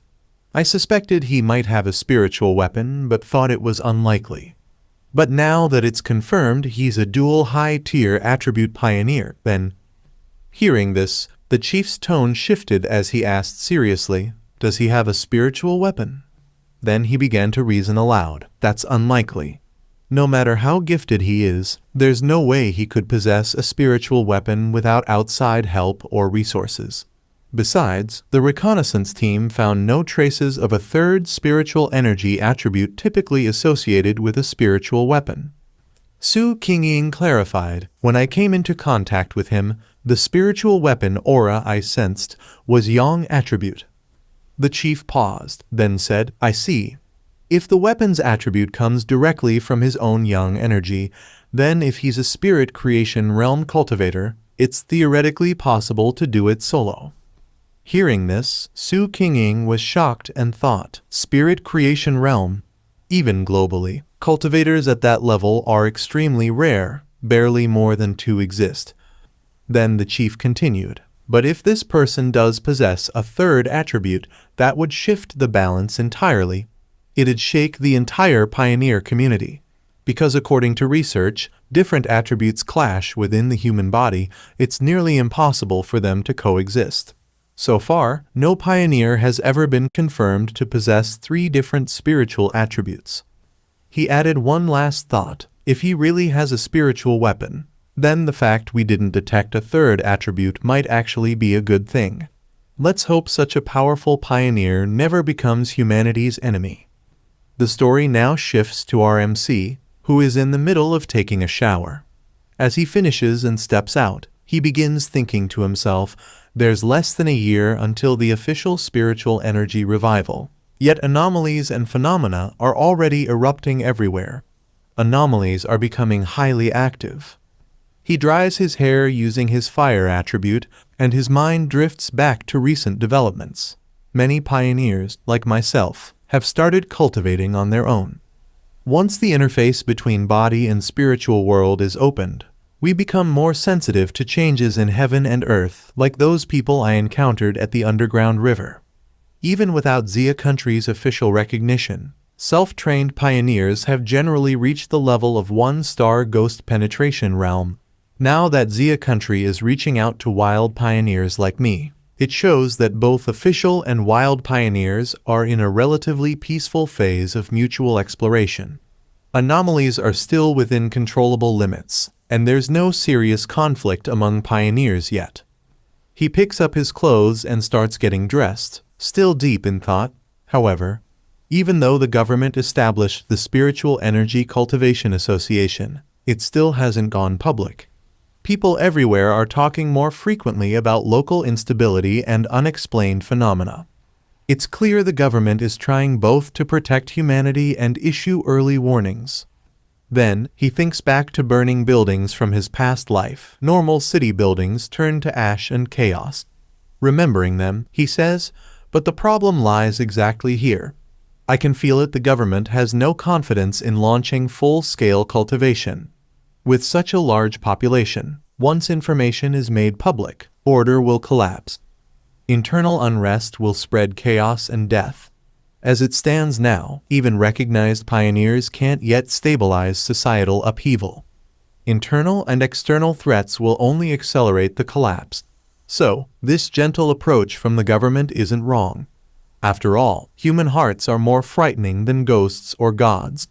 But what worries me is that the development of anomalies is exceeding my expectations. Just as this thought crosses his mind, a notification pops up from his system, a reading related to the dark attribute, specifically one of its sub-attributes. The MC narrows his eyes and reflects. What I encountered today was a typical mutated product of dark attribute contamination.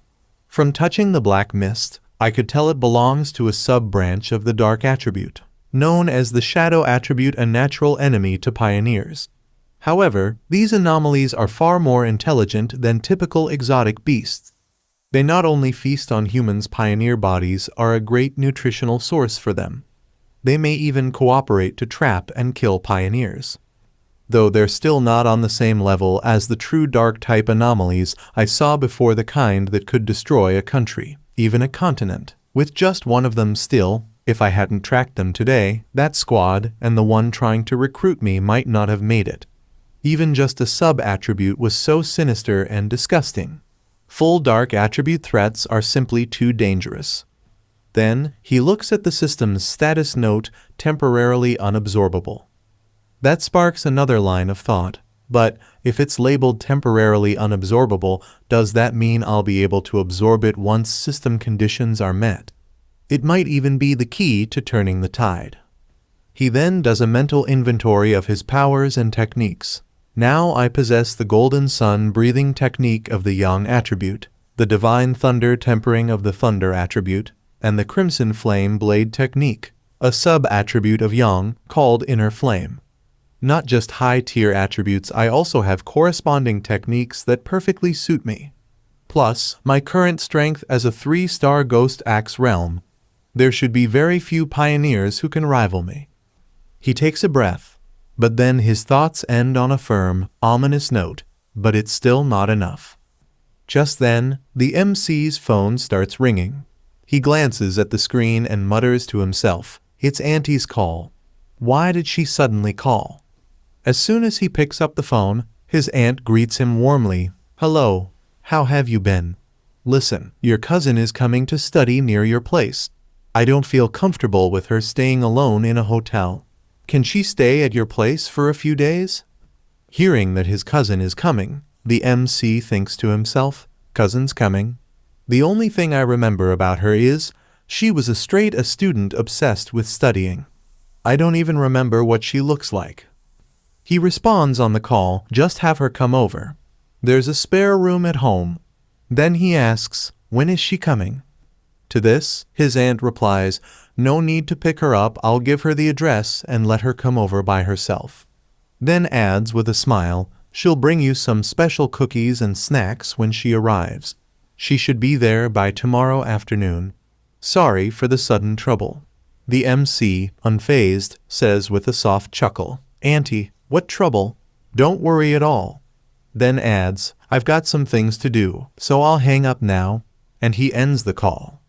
Meanwhile, at the aunt's house, we see a girl sitting at her computer, intensely browsing articles about spiritual energy martial arts. She's reading pieces discussing Death Town, park-based beast challenges, and various anomaly events. Just then, her mom, the MC's aunt, enters the room and asks, did you finish packing? The girl responds, clearly not thrilled, yeah, everything's packed, but I really don't want to stay with cousin brother. The hotel was fine for me.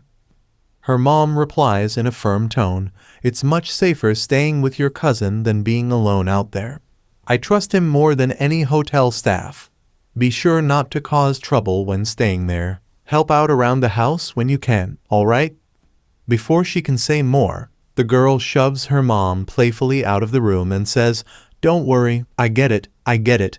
As she shuts the door, she thinks to herself, one hurdle at a time. No matter what cousin is like, he won't be harder to handle than an anomaly. The next day, we see the girl walking with her phone in hand, following a map. A digital voice from the map says, you've arrived at your destination. She looks up at a large hotel-style building in front of her and mutters, this should be the place.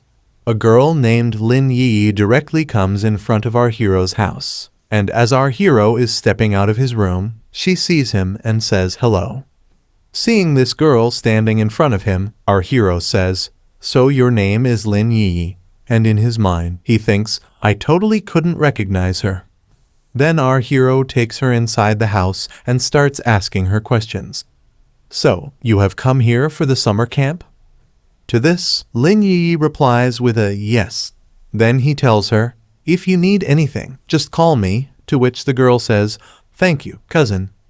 Our hero then gives her an extra key and says, keep this with you. I'm going to my room now. Your room is that one down the hall. The girl takes the extra key and, for the trouble, apologizes to him. Sorry for the trouble these few days.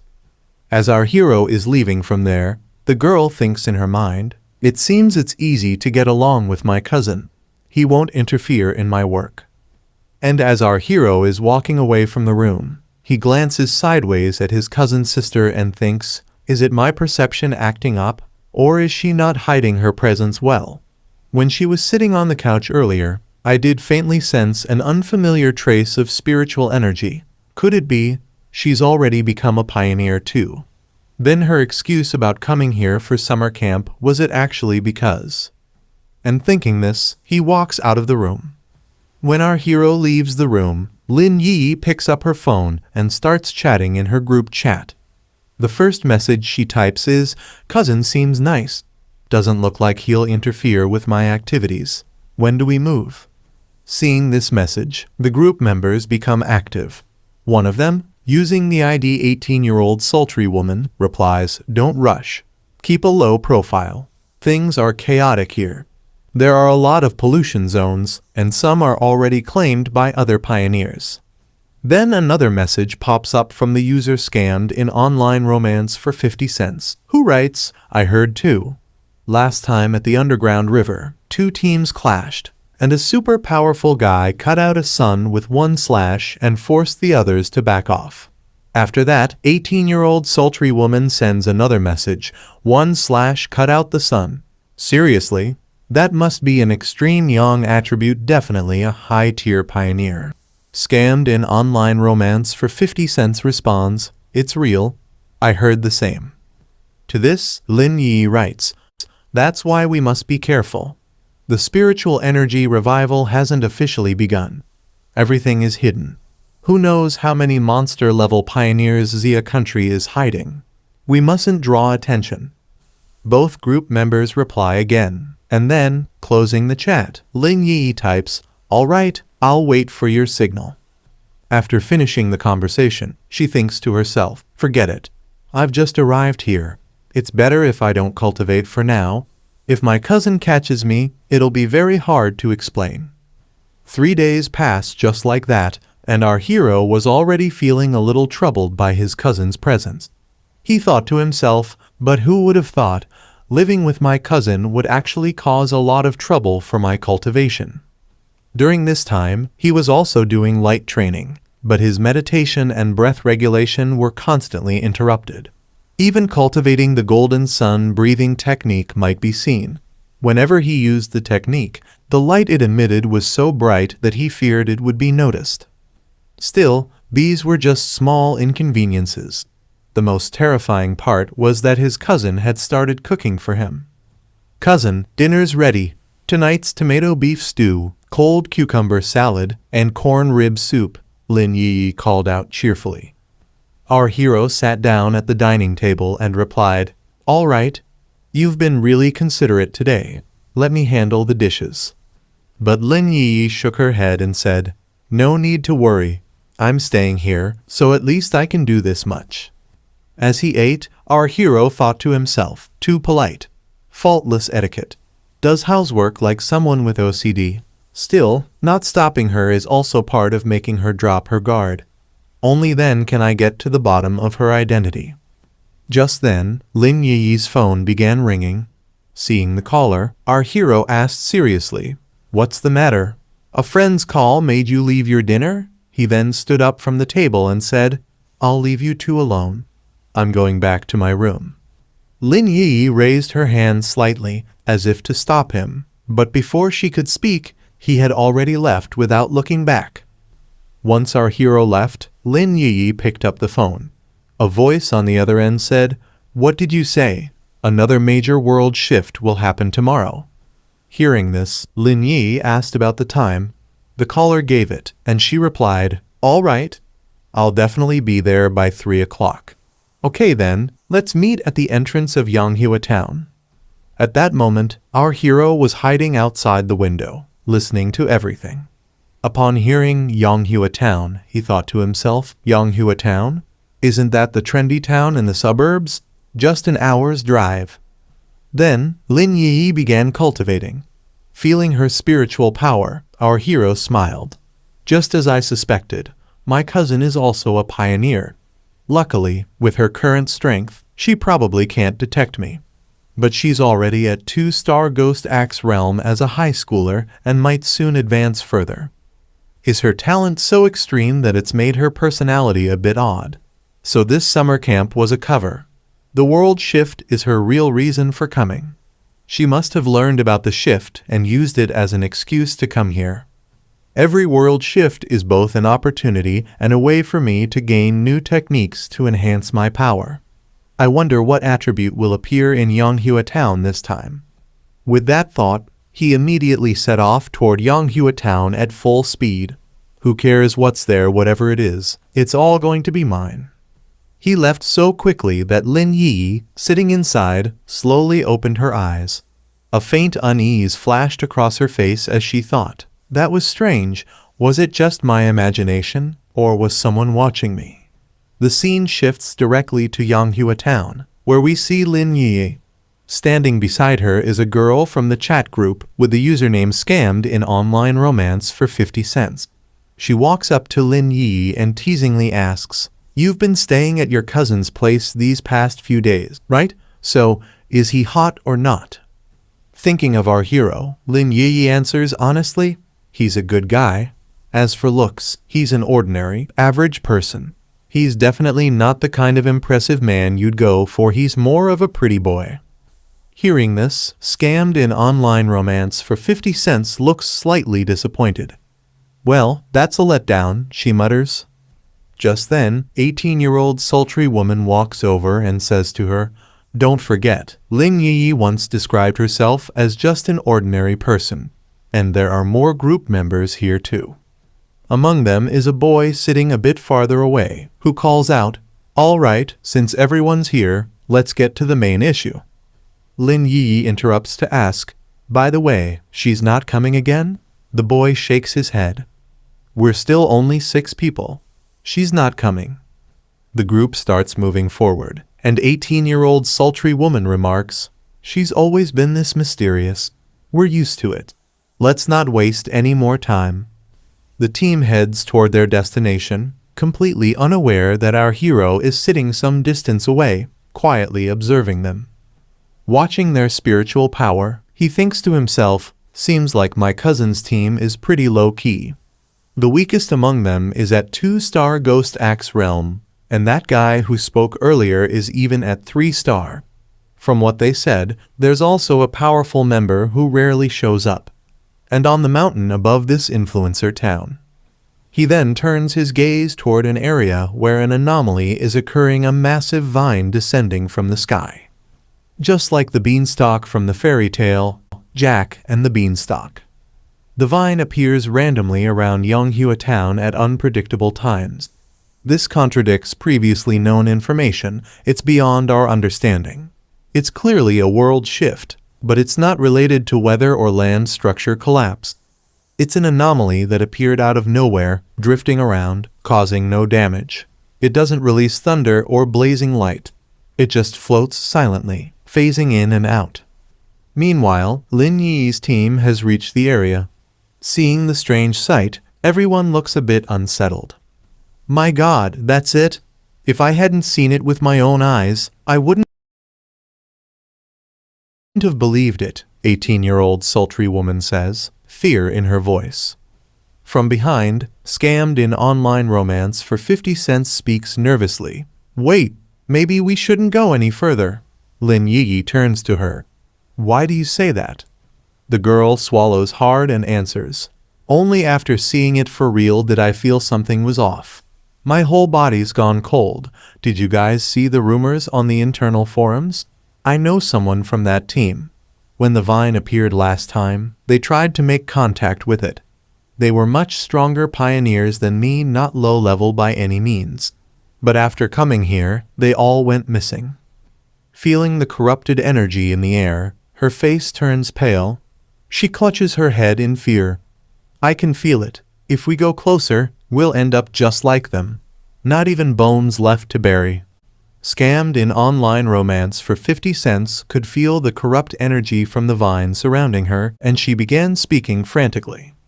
"I originally thought I could handle the pioneer's gamble, return with fortune or die trying. But the moment I saw that thing, I felt instinctive fear. My intuition tells me this is a very high-level world anomaly, a new, unknown, and powerful mutation. I'm not ready to bury everything here. I want to withdraw." Seeing her in such a state, her teammates grew a bit more serious. Lin Yi then spoke up. "Yes, you're right. We can feel it too. Within this wood-type vine, there's a sense of desolation. I can't describe it, like it's been submerged in the river of time, where all life has perished and vitality is gone. That's why we feel so deeply uneasy and unwell. It's like it's trying to devour our life force." After saying this, Lin Yi held her hand and added, "But this is the path of martial pioneers." Meanwhile, far away, hidden from their sight on the mountains, our hero could also feel the suffocating, deathly aura. "Out of all the world anomalies I've seen, aside from the dark attribute anomaly, this vine gives the most unpleasant feeling. And they actually decided to cultivate here. That takes serious courage. Clearly it's a plant, normally a symbol of vitality, yet it feels lifeless. It doesn't feel alive, it's more like a dead thing disguised as living, devoid of spiritual energy."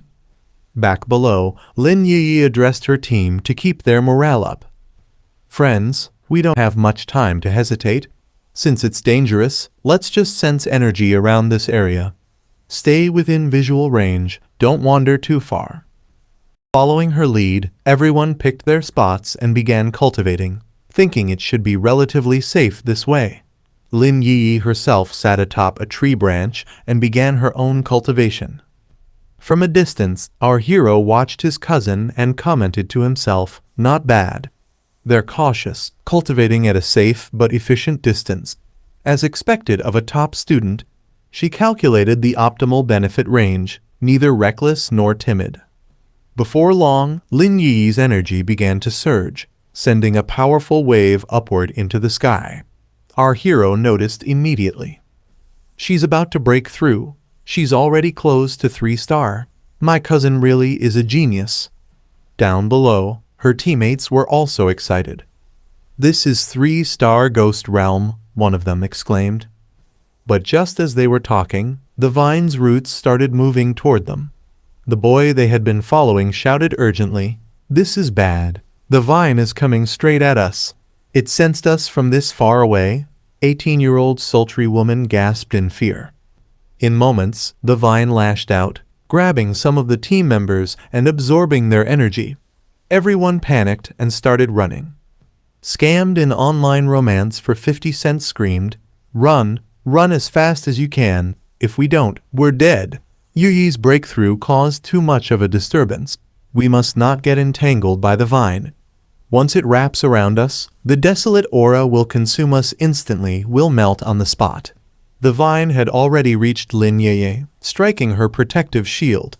Cracks began to spread across the energy barrier. While everyone else was running, 18-year-old sultry woman grabbed scammed in online romance for 50 cents hand. "No, we can't run if we do. Yeye will be in danger." Scammed in online romance for 50 cents snapped back. "Then what do you want me to do? Use my spiritual energy to protect her? She chose to cultivate here, so now she gets to level up while I die for her." 18-year-old sultry woman ignored her anger and turned to the group. "Everyone, calm down." The boy who seemed to be leading them spoke coldly. "Life and death are fated. Wealth is heaven's will. If we don't leave now, we'll all die with her. You're too young, don't act on emotion. We're all just acquaintances here." Before he could finish, 18-year-old sultry woman slapped him hard across the face. "Then to hell with you all. I won't abandon my comrade." With that, she charged toward Lin Yeye, while the rest of the group fled in the opposite direction. Up in the mountains, our hero was watching the entire scene unfold, his eyes filled with urgency, and he said with deep concern, "My cousin probably doesn't even realize the danger she's in right now. Still just a student. This vine's power is overwhelming. I don't even know if I can save her with my current strength. But there's not much time left." Our hero drew out his sword, determination blazing in his eyes, and readied himself for the fight. His thoughts were firm. "I promised Aunt that I would take care of my cousin. The promise I made must not be broken."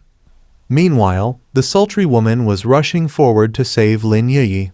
She was destroying the vine as she advanced toward Lin Yi, but within moments, the vine coiled around her too. At the same time, the vine had completely shattered Lin Yi's shield, and just as it was about to catch her. At that very moment, our hero leapt in with his heavy sword infused with blazing yang energy and struck directly at the vine. The vine began to burn from the force of his yang energy, retreating rapidly and halting its attack. The two team members who had been running away stopped in their tracks, stunned, as they saw the vine retreating and no longer attacking. The hero's yang energy was so incredibly powerful that the entire area began to glow with his radiance. Seeing his energy, the members of the team were astonished. The boy who had been fleeing earlier exclaimed in disbelief, "Is this another pioneer?"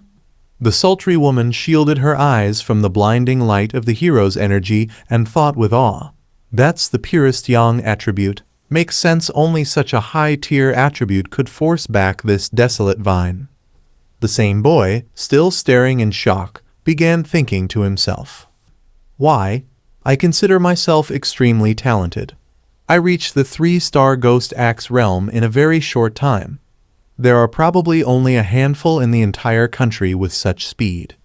Lin Yi's talent barely matches mine, not even that far ahead. But still, if there are pioneers like that out there, then what are we? Are we just stars dimly shining beneath the radiant moon?" He crushed me. No, he crushed all of us.